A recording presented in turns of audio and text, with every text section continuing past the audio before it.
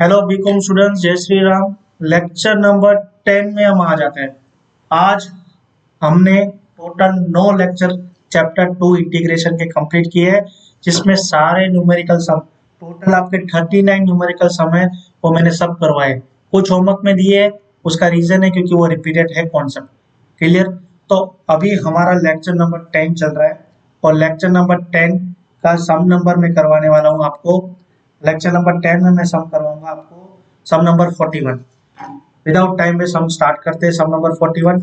और देखो, अगर आपको वीडियो पसंद आ रहे हैं, मेरे लेक्चर आपको यूजफुल लग रहे हैं, तो प्लीज़ एक रिक्वेस्ट है कि आप मेरा जो ये चैनल है, इस पे 1000 सब्सक्राइबर तो नहीं हुए, तो आप प्लीज़ इसको 1000 तक पहुंचाइए। किस तरह से पहुंचा सकते हैं? आपके जो फ्रेंड्स हैं उनको आप शेयर कर सकते हैं। ठीक है? मुझे एक्स्ट्रा सब्सक्राइबर नहीं, जो स्टूडेंट्स को ये यूजफुल है वहां तक आप वीडियो पहुंचा दें तो भी मेरे लिए बहुत इनफ है। क्लियर?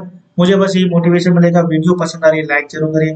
कमेंट प्लीज एक बार करिए कि कैसा आपको फील हो रहा है, मतलब अच्छा लग रहा है कि समझ में आ रहा है, नहीं समझ में आ रहा है, प्लीज एक बार कमेंट भी आप जरूर करिए। तो चलिए विदाउट टाइम वेस्ट हम आते हैं सम नंबर 41 पे। तो सम नंबर 41 जो आपका है, अब थोड़े न्यूमेरिकल्स पार्ट चले गए, अब प्रॉब्लमेटिक पार्ट है। कुछ हार्ड नहीं है, बहुत इजी है, आप इसको समझिए। ये मार्जिनल कॉस्ट वाले समय। मार्जिनल कॉस्ट क्या होता है? मार्जिनल कॉस्ट आपको पर यूनिट कॉस्ट कितना इंक्रीज हो रहा है वो देता है। अब इसका वीडियो जो मार्जिनल कॉस्ट का है, मैं देखता हूँ कि ये सारे जो सम हो जाएंगे, उसके बाद मैं आपको अलग से इसका इंट्रोडक्शन दूंगा मार्जिनल कॉस्ट का। फिलहाल अगर सम कैसे सोल्व करना है तो प्लीज आप ये सम नंबर 41 जो भी मैं ये टॉपिक में पूरा कंप्लीट करवा दे रहा हूँ। तो सम नंबर 41 में दिया है, if the marginal cost function. अब ये मार्जिनल कॉस्ट का फंक्शन है, बराबर है। तो ये बोल रहे हैं ऑप्टन ऑप्टेन करिए टोटल कॉस्ट। अब देखो, मैं यहीं पे आपको समझाता हूँ। टोटल कॉस्ट का डेरिवेटिव, टोटल कॉस्ट का डेरिवेटिव जो होता है वो मार्जिनल कॉस्ट होता है। क्या होता है? टोटल कॉस्ट का डेरिवेटिव क्या होता है? Marginal cost. तो उन्होंने बोला है ऑप्टेन टोटल कॉस्ट। तो जब हम इंटीग्रेट करते हैं ना किसी भी चीज को, तो वो जो डेरिवेटिव वाला फंक्शन होता है ना, वो वापस आ जाता है। ठीक है? तो हमें जस्ट खाली इसके लिए करना है। तो चलिए, ऑप्टेन टोटल कॉस्ट करना है और एवरेज कॉस्ट करना है, और फिक्स्ड कॉस्ट आपको दी गई है 500। तो हमें टोटल कॉस्ट किस तरह से निकालते हैं? तो टोटल कॉस्ट का फॉर्मूला होता है, इंटीग्रेट करना है मार्जिनल कॉस्टिंग को। ठीक है? तो यहाँ पे आपका मार्जिनल कॉस्टिंग दिया है 100, एक second, 100 minus 10x plus X square bye 10। अब इसको अगर मैं इंटीग्रेशन करूं तो ये हो जाएगा 100x minus 10x square by 2 plus x cube by 30 plus C. अब यहाँ जो भी कट रहा है उसको काट देंगे, 2 1 जा 2 5 जा, तो ये हो गया 100x minus 5x square plus x cube by 30 plus C. तो यहाँ पे आपका जो भी है, ये जो आई आपकी टोटल कॉस्ट आई। लेकिन आप बुक में देखोगे आपका आंसर वो दिया है 100x minus 5x square plus x cube divide by 30 plus 500। यहाँ तक तो अपना सम सही था, प्लस 500 क्यों? उसका रीजन है क्योंकि सी जो है, अगर मुझे टोटल कॉस्ट निकालनी है 10 यूनिट की, तो मैं क्या करूंगा, जहां जहां एक से वहां 10 पुट कर दूंगा, तो मैं आराम से उसकी वैल्यू निकाल सकता हूँ। लेकिन सी की जगह मैं क्या पुट करूँ? और इस वजह से मुझे सी की वैल्यू निकालनी पड़ेगी। ठीक है? तो अगर मैं एग्जांपल दे रहा हूं आपको कि मान लीजिए कि एक शॉप है जहां पे आप रोज सुबह जाते हैं कमाने के लिए, आपकी खुद की शॉप है। तो डेली रूटीन में आपके कुछ ना कुछ खर्चे होते होंगे। जैसे कि आप घर से शॉप पे जाते हो तो आपने 50 का पेट्रोल जला होगा। उसके बाद शॉप ओपन करोगे, बराबर, तो कुछ स्टेशनरी आइटम्स भी खर्च होंगी, बुक्स परचेज करोगे लिखने के लिए, बराबर। तो कुछ वेरिएबल खर्चे होते होंगे, जैसे आपने कुछ माल मंगाया तो उस ट्रांसपोर्ट का खर्चा दे रहे होंगे उस माल का। तो ये सब क्या है, मतलब माल बिक रहा है, माल आ रहा है, बिक रहा है, माल रहा है, तो ये सारे खर्चे वेरिएबल होते हैं। आपको पता होता है दो तरह के खर्चे होते हैं, एक होता है वेरिएबल, एक होता है फिक्स्ड, बराबर। वेरिएबल डिपेंड होता है आपके मैन्युफैक्चरिंग पे, मतलब जितना प्रोडक्शन होगा या जितना भी आप यूनिट बेचोगे, ट्रेडिंग करोगे, उसके हिसाब से आपका खर्चा होगा। और अगर आप कुछ भी यूनिट प्रोड्यूस नहीं करते हो, मतलब आप दुकान पे जा ही नहीं रहे हो, तो आपके वेरिएबल खर्चे जीरो हो जाएंगे, क्योंकि वो रिलेट करते हैं किसके साथ, प्रोडक्शन के साथ, बराबर ना। तो जितना प्रोडक्शन करोगे उतनी वेजेस देनी पड़ेगी आपको। लेकिन फिक्स्ड खर्चे क्या होते हैं, आप प्रोडक्शन करो या ना करो, लेकिन ये खर्चे फिक्स रहने वाले हैं। जैसे अगर मैं शॉप जाऊं तो मेरा पेट्रोल खर्चा हो रहा है, मैं मतलब वहां से जाऊंगा आऊंगा, मेरा पेट्रोल एक्सपेंस हो रहा है, ये वेरिएबल है।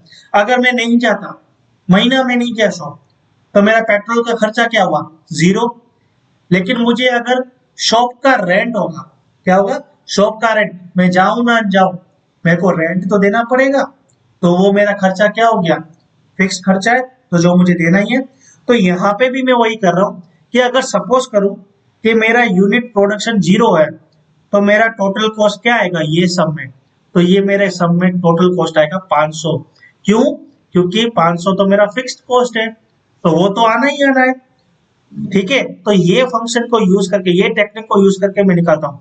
जैसे अगर टोटल कॉस्ट मेरा 500 है, ये इक्वेशन के हिसाब से, तो यहाँ पे मेरे x हो जाएगा 0,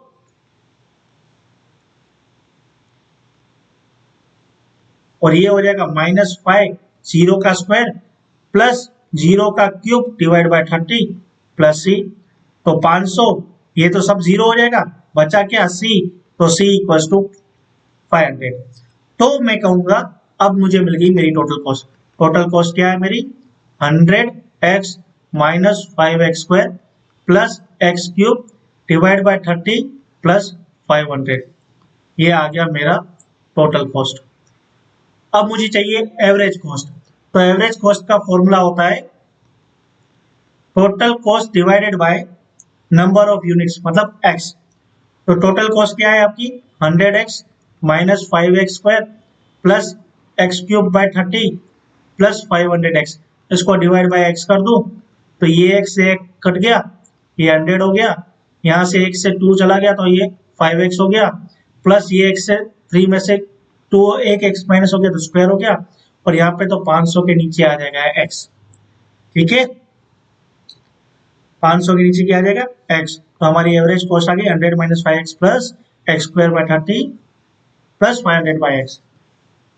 क्लियर। तो ये आपका सम नंबर 41 कंप्लीट हुआ। सम नंबर 40 जो है मैं आपको एज अ होमवर्क दूंगा, लेकिन अभी नहीं दूंगा, क्योंकि अभी मैं आपको एक और सम करवा रहा हूँ। सम नंबर है वो सम नंबर 45 सम कराऊंगा। तो 45 और ये अभी जो मैंने करवाया 41, उन दोनों के रिलेट ये है 40 नंबर वाला सम। तो चलिए अभी हम चलते हैं 45 नंबर पे। तो marginal cost of a manufacturing unit x unit community है, उसका मार्जिनल कॉस्ट है 16x माइनस 1591। सेलिंग प्राइस भी आपको दी है, जो कि फिक्स्ड है 9 रुपीज। फिक्स कॉस्ट नहीं है, सेलिंग प्राइस फिक्स्ड है, ठीक है। और फिक्स कॉस्ट यहाँ पे दिया 1800। हमें टोटल कॉस्ट फंक्शन निकालना है, प्रॉफिट फंक्शन निकालना है, और प्रॉफिट निकालना है जब 100 यूनिट्स हम मैन्युफैक्चरिंग पर डे कर रहे हैं। तो चलिए आ जाते हैं सम नंबर 45 पे, यहाँ पे आ जाते हैं। तो ये आपका हो गया सम नंबर 45। यहाँ पे आपको सम नंबर 45 पे मार्जिनल कॉस्टिंग दी है 16, मार्जिनल कॉस्टिंग का फंक्शन माइनस 1591, और आपको सेलिंग प्राइस दी है फिक्स्ड है जो आपकी 9। ये कहाँ यूज होगा मैं आपको बताता हूँ। और फिक्स कॉस्ट आपको दिया है 1800। क्लियर ना। आपको निकालना क्या है, आपको निकालना है टोटल कॉस्ट का फंक्शन, प्रॉफिट का फंक्शन, और यहाँ फंक्शन देता हूँ, और प्रॉफिट जब x इक्वल टू 100 हो। तो सबसे पहले टोटल कॉस्ट निकालते हैं। तो टोटल कॉस्ट मतलब क्या हो गया आपका, इंटीग्रेशन किसका, मार्जिनल कॉस्टिंग का। तो 16x माइनस 1591 का मैं इंटीग्रेट करूं, तो ये हो जाता है 16x स्क्वायर माइनस 1591x, यहाँ पे 2 भी लिखूंगा, 2 1 जा 2 8 जा, तो ये हो गया हमारा 8x square minus 1591x plus c। ये मेरा टोटल कॉस्ट हो गया। अब वापस वही लॉजिक कि अगर मेरे को c निकालना है, अगर x इक्वल टू 0 हुआ तो टोटल कॉस्ट मेरा 1800 आएगा, क्योंकि फिक्स कॉस्ट कितना है, ये रहा 1800। तो मेरा टोटल कॉस्ट फंक्शन क्या आ जाएगा, 8x square minus 1591x plus 1800। ये मेरा टोटल कॉस्ट फंक्शन आ गया, जो कि मेरा फर्स्ट सम आ गया, फर्स्ट आंसर आ गया। अब मुझे प्रॉफिट फंक्शन निकालना है, तो प्रॉफिट फंक्शन कैसे निकलता है, उसका फॉर्मूला है आर माइनस सी, उसका फॉर्मूला है आर माइनस सी। सी तो मेरे पास है, आर निकालना है। आर मतलब क्या होता है, रेवेन्यू। देखो प्रॉफिट क्या हुआ, total income minus total cost. Income मतलब क्या होगी, आपकी रेवेन्यू। रेवेन्यू क्या हुआ, सेल। ये सारे एक ही शब्द है, सेल का हो रेवेन्यू का हो। तो सेल में से कॉस्ट माइनस कर दो तो आपका बचा क्या, प्रॉफिट।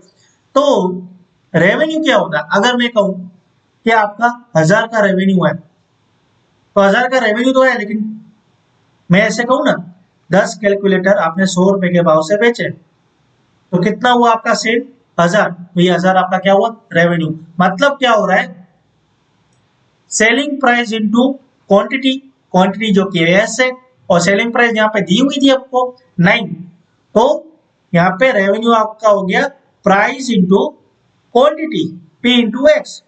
तो 9 इंटू एक्स, तो ये 9x, रेवेन्यू आपका 9x हो गया। अब मैं यहाँ पे निकाल सकता हूँ P equals to R minus सी।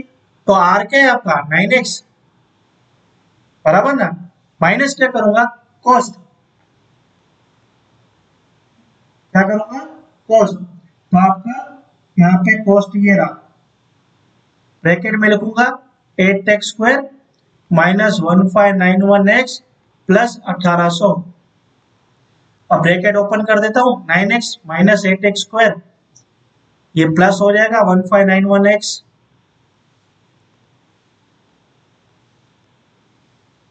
ये प्लस हो गया आपका, प्लस 1800। तो ये 9x और ये 1591x, इसका पावर सेम है तो ये प्लस हो सकते हैं। तो minus 8x square plus 1600x plus 1800, ये मेरा हो गया प्रॉफिट फंक्शन। ये मेरा प्रॉफिट फंक्शन आ गया, देख लीजिए। अब थर्ड चीज, अगर मैं 100 यूनिट प्रोड्यूस करता हूं तो मेरा प्रॉफिट कितना, तो ये फंक्शन के अंदर ही डाल दो।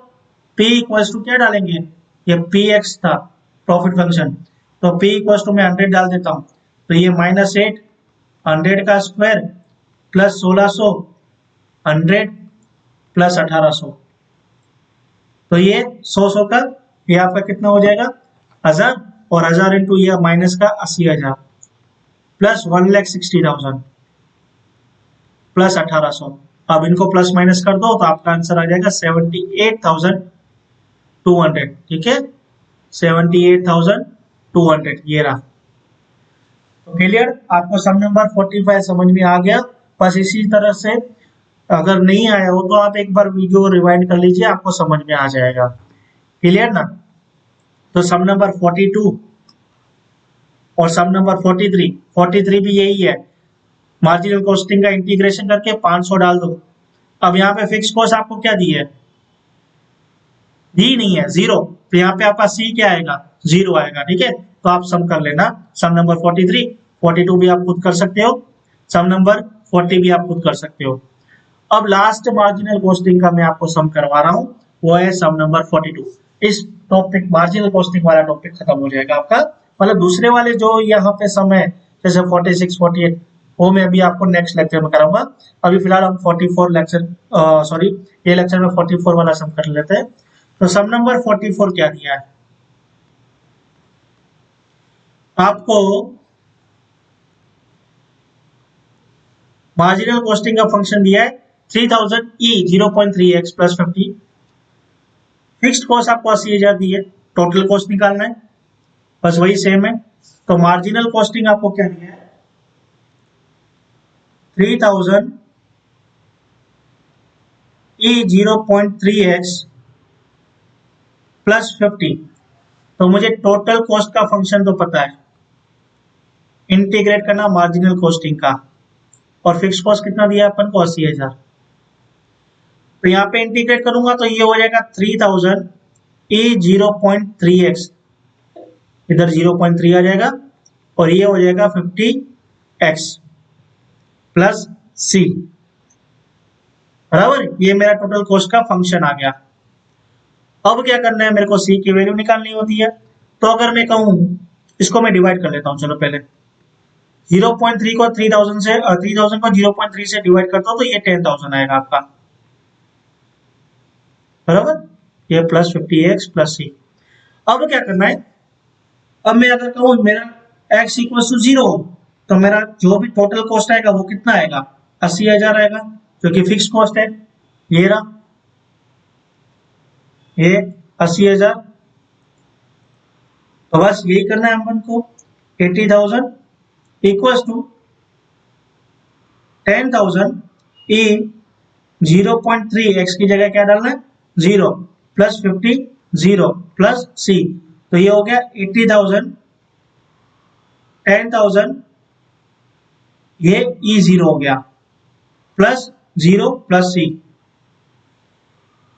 अब 80,000, ये E0 मतलब क्या हो गया, E0 मतलब 1, तो ये 10,000 हो गया, क्योंकि 10,000 इंटू 1 10,000 प्लस c।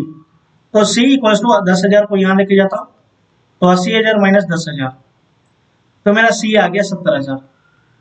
बस मेरे को टोटल कॉस्ट फंक्शन में यहाँ पुट कर देना है वो, तो यहाँ में टोटल कॉस्ट फंक्शन ये रहा मेरा, ठीक है। तो मेरा टोटल कॉस्ट फंक्शन क्या हो गया, 10,000 ई 0.3x प्लस 50x प्लस 70,000, ये रहा आपका आंसर, 10,000 ई 0.3x plus 50x plus 70,000। Clear. सब नंबर 44 भी आपको समझ में आ गया, तो प्लीज मेरे चैनल को जरूर सब्सक्राइब करिए, कमेंट करके बताइए वीडियो कैसा पसंद आ रहा है आपको। ओके, कुछ डाउट हो तो भी आप कमेंट में डाल सकते हैं, और मिलते हैं हमारे नेक्स्ट लेक्चर में। तो यहाँ पे आपके मार्जिनल कॉस्टिंग वाला जो नॉर्मल ये सम थे, ये आपको 7 से 8 मार्क में आता है एग्जाम में, ये टॉपिक कंप्लीट होते हैं। चलो मिलते हैं नेक्स्ट लेक्चर में, तब तक के लिए जय श्री राम।